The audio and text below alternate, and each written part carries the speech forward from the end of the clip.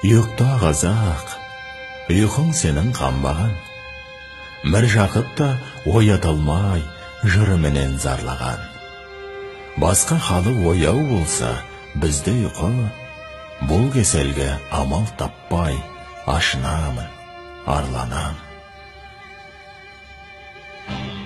Ұйықта қазақ, қымтап жамыл көрпеңді. Бас ауыртып неге керек, ойлап мүлде ертеңді.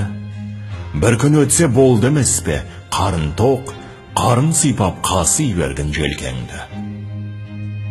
Ұйықта қазақ, ұйқы өмір қызығы, әр нәрсені керегіне ойлап мүлде бұзылып, соғым бар ма, ойым бар ма түнделетіп ойнайтын, міне осы нағыз бұл дүниенің қызығы.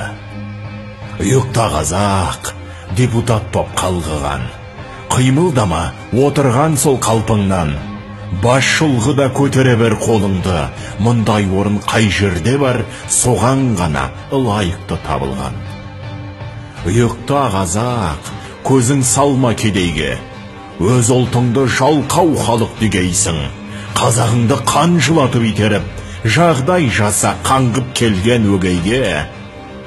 Ұйықта қазақ, туған тілді ақсатып, бөтен тілді сөйлетіп қой қақсатып, өркениетке жеткеніңді дәлелдеп, шүлдір қағып, орысшалап боқтасқын. Ұйықта қазақ, күресіп сен шаршадың, жемқорлардың әлі күшті алшаңы, балық бастан шіріп жатса іс нешік, керек қылмас ұлтыңды да қалталы. Ұйықта қазақ, ойдың қанша керегі, егемен боп елің міне теңелді. Ата-бабаң еркін көшіп шайлаған, сатылады шүршітке де, дүрбітке де жеремді. Ұйықта қазақ, дейсің бе сен, ұйықтамасқа несі бар? Сен ұйқыда жатқанда бөлшектейді кесіп ап, қожамын деп жүргеніңде еліңде, оянғанда құл боп қалма, осыны да